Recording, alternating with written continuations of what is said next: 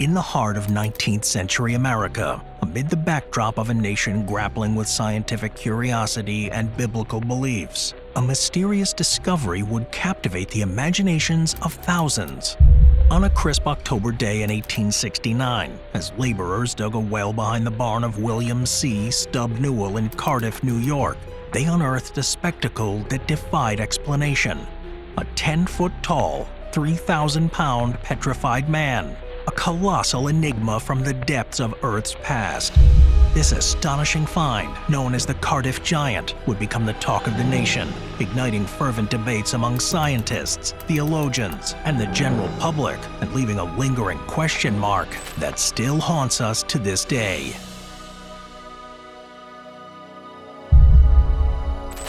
In the years leading up to that fateful day in 1869 when the Cardiff Giant would be unveiled to the world, a curious and contentious journey was underway, one that would set the stage for a grand deception. At the heart of it all was George Hull, a New York tobacconist with an insatiable thirst for knowledge and a fervent fascination with Charles Darwin's revolutionary theory of evolution. Hull, an unyielding atheist, found himself at odds with the religious fervor of the times. It was a dispute with Reverend Turk and his zealous supporters at a Methodist revival meeting that would set the wheels of deception in motion. As the preacher delved into the sacred scriptures, Hull listened intently, but it was not the words themselves that captivated him. It was the literal interpretation of Genesis that sent shockwaves through his skepticism. Genesis, the first book of the Bible, spoke of giants that once roamed the earth, and Hull found this assertion both confounding and absurd. Hull publicly contested what he heard, calling out the preposterous teachings as nothing but nonsense. Being in the minority, however, Hull was mocked and bullied out of the room for questioning the words of Genesis. That very night, as he lay in bed, the idea took root in his mind.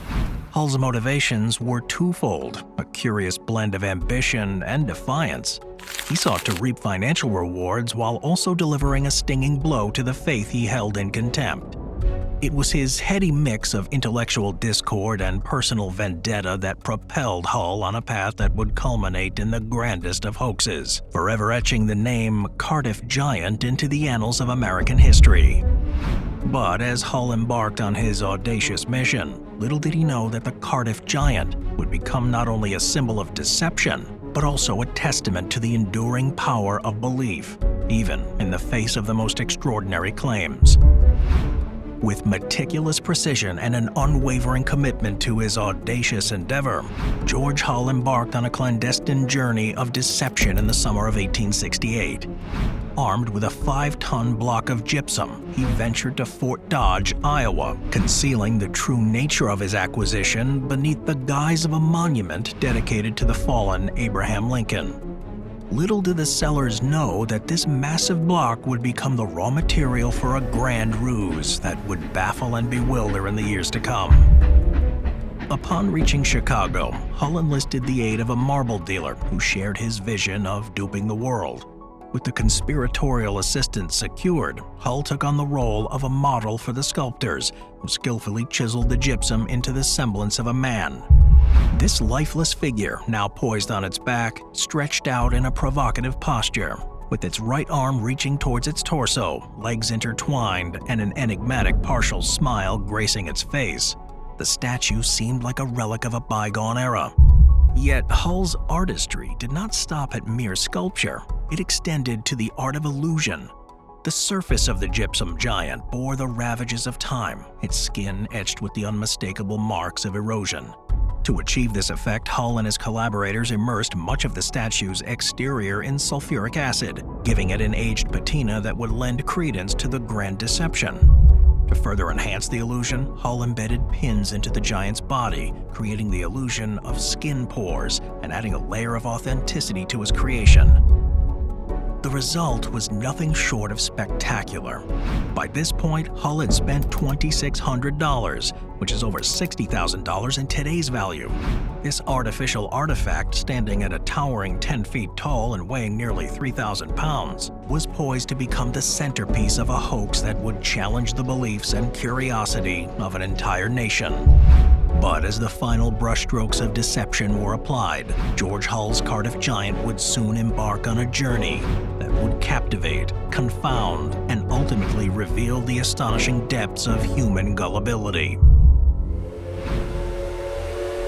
With meticulous care and a shroud of secrecy, George Hull's grand plan continued to unfold, and the choice of where to bury his fabricated marvel was a pivotal one. It led him to the tranquil, close-knit community of Cardiff, New York, where the distant relative by the name of William Newell, affectionately known as Stubb, tilled the fertile soil as a humble farmer. In a move reminiscent of his dealings with the marble dealer in Chicago, Hull extended a cloak of confidentiality over Newell, sharing the true nature of the colossal secret that was about to be buried in his midst. In return, Newell would be granted not only Hull's trust, but also a share of the forthcoming proceeds from their audacious scheme. The counterfeit giant, now meticulously crafted and iron-sealed within a sturdy box, was transported to Newell's farm. The cover of darkness and the frigid air of a November night provided the perfect veil of secrecy as Hull and his cohorts embarked on the final phase of their elaborate charade. Working diligently, they strategically wedged the giant beneath the embrace of existing plant roots, artfully simulating the appearance of a relic buried by time's relentless passage. With the Colossus now concealed in its earthly tomb, George Hull retreated to his home near Binghamton, where he continued to ply his trade as a cigar maker, all the while harboring the knowledge of the astonishing deception that lay beneath the tranquil surface of Cardiff, New York. In the crisp October of 1869, as autumn leaves painted the landscape of Cardiff with shades of gold and russet, George Hull decided it was time to break his silence and breathe life into the audacious ruse he had hatched nearly a year earlier. With careful penmanship, he composed a letter to his confidant, William Newell, revealing the dormant secret that lay beneath the soil near Newell's barn. Hull's missive carried instructions that would soon resurrect the colossal sham. Newell, ever the trusted collaborator, wasted no time in enacting Hull's cunning plan. He enlisted the services of two unsuspecting workers, Gideon Emmons and Henry Nichols, ostensibly to dig a well in the very same area where the fabricated giant slumbered beneath the earth. Unbeknownst to these laborers, the shovel's downward thrusts soon struck something hard and unyielding. As the soil was carefully cleared away, a monumental revelation unfolded before their very eyes. A stone foot, belonging to a figure of gargantuan proportions, began to emerge from the earth's embrace. With a mixture of awe and disbelief, they continued their excavation, uncovering the rest of the colossal figure, a giant man, reclining on his back, his features frozen in time. In the midst of this extraordinary discovery, one of the men reportedly exclaimed, "I declare, some old Indian has been buried here." News of the astonishing find spread like wildfire through the tranquil streets of Cardiff, beckoning curious onlookers from all corners of the town. Men abandoned their toil, rushing to the scene of this newfound wonder, while women cradled their infants and gathered their children, eager for a glimpse of the sudden spectacle that had graced their quiet lives. In a region known for its deposits of fossils, it was only natural that assumptions ran rampant. Many speculated that this colossal figure was, in fact, the petrified remains of an ancient man, preserved through the ages by the waters of a nearby swamp. Even experts of the time lent credence to this theory, as some embarked on early examinations. Among them, a science lecturer from Syracuse offered an intriguing alternative, that the giant was not a man at all, but a statue, perhaps carved by French Jesuits centuries ago. As Cardiff grappled with the enigma that had surfaced on its doorstep, the true nature of the Cardiff giant remained veiled in mystery, poised to challenge the very foundations of belief and understanding. As the spectacle of the Cardiff giant continued to capture the imagination of rural New York, William Newell, the humble farmer who had become an unwitting conspirator in the grand hoax, found himself thrust into a role he had never anticipated. Playing the part of the modest farmer, Newell presented himself to the throngs of curious onlookers, basking in the intrigue and awe that surrounded the supposed antiquity discovered on his land. At one point, he even declared his intent to rebury the giant and wash his hands of the entire affair. But his neighbors, astute and forward-thinking, argued that this unearthed wonder might hold significant historical value, a realization that altered the course of the Cardiff giant's history. Rural New York had never witnessed a spectacle quite like this. Newspapers heralded it as a new wonder and a singular discovery, and the word spread like wildfire. As the crowds continued to pour onto Newell's farm, he erected a pristine white tent to enshroud the supposed relic and began charging a modest admission fee of 50 cents. Eager visitors flocked in droves, with around 2,500 people descending upon the site during the very first week. With each passing day, the number of experts among the visitors grew, each eager to offer their perspective on this mysterious find. James Hall, a professor of geology at New York State, and Henry Ward, a professor at Rochester University, publicly endorsed the theory that the giant was indeed a statue. Hall went so far as to declare it the most remarkable single object ever discovered in the United States. However, skepticism began to creep in, and doubts about the object's authenticity multiplied. Locals recalled the enigmatic presence of George Hull and his massive crate in the region the previous year. Investigative journalists unearthed financial transactions between Newell and Hull, revealing a substantial sum of money changing hands after the sale of most of the rights to the giant. The questions and suspicions surrounding the Cardiff giant followed its journey through the month of November, as it made its way to Albany and Syracuse, where thousands more spectators marveled at the object. Despite its growing popularity and profitability, a mining engineer cast a shadow of doubt, asserting that Newell's farm, with its soggy soil, was an unsuitable environment for gypsum to petrify and endure the test of time. Skepticism reached its zenith when Othniel Charles Marsh, a renowned paleontologist from Yale, set his eyes on the enigmatic figure. With little more than a cursory glance, Marsh delivered a verdict that sent shockwaves through the crowd. He deemed the giant's origins recent and unworthy of the acclaim and fascination it had garnered. As interest swelled and offers to purchase the giant poured in, Newell initially resisted, until the return of George Hull to the region changed the course of their fortunes. Hull and Newell, now fully aware of the potential windfall, entered negotiations with a syndicate of entrepreneurs, ultimately accepting a lucrative offer of $30,000 for 75% ownership of their astounding creation. The Cardiff giant, shrouded in intrigue and controversy, was about to embark on a new chapter in its remarkable journey. Othniel Charles Marsh wasn't the only luminary drawn to the mystique of the Cardiff giant. For a mere day later, another legendary figure would leave his indelible mark upon this grand spectacle. P.T. Barnum, the maestro of showmanship, entertainment, and the circus, found himself standing in awe before the enigmatic figure during a visit to Syracuse.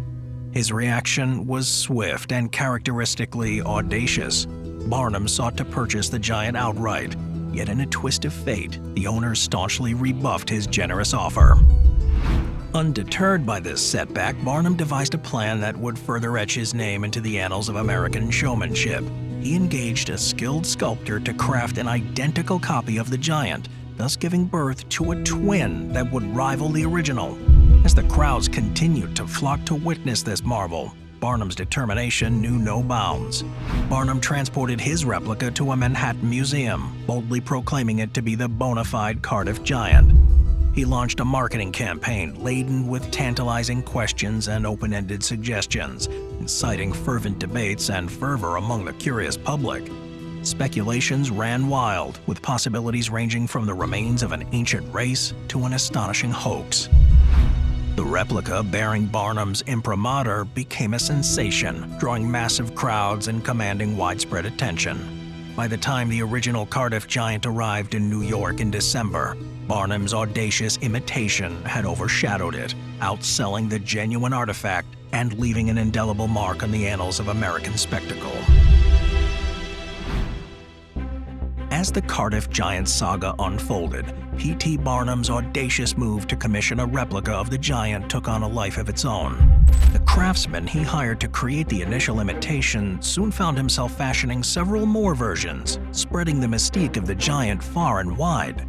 By the turn of the new year, at least 6 renditions of the Cardiff giant were on the road, each perpetuating the elaborate hoax.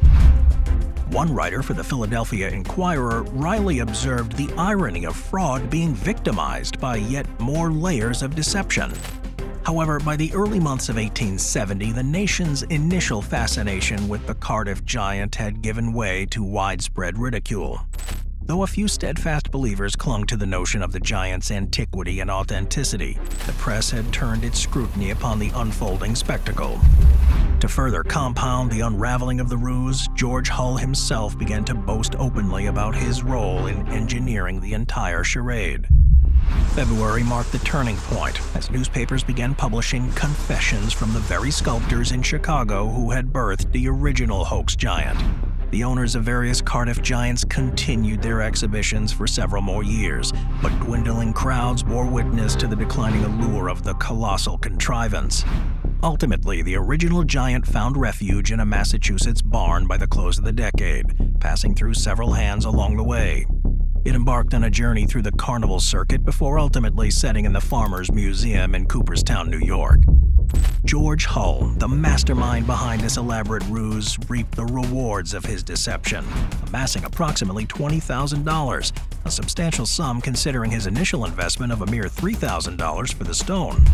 Hull left behind his former occupation as a cigar maker and ventured further into the world of the con artist. In 1877, he attempted another hoax, crafting a 7-foot giant with an intriguing tail before burying it in the Colorado soil. However, this time, the ruse was swiftly exposed, resulting in significant financial losses for Hull. George Hull would go on to live out his days in relative obscurity, passing away in 1902. For those who still remembered him, he remained a source of fascination and bewilderment, forever proud of the multitude he had successfully deceived with his audacious creation, the Cardiff giant. In the annals of history, the Cardiff giant stands as a testament to the enduring power of human curiosity and the interplay between belief and skepticism. While the world has evolved over a century and a half, the debates it ignited between believers and atheists continue to shape our discourse today.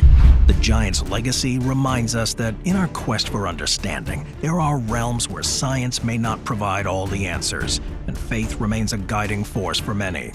As we contemplate this captivating chapter in American history, we're left with the intriguing question: can science ever explain everything? Or do some mysteries defy rationality, existing solely in the realm of belief?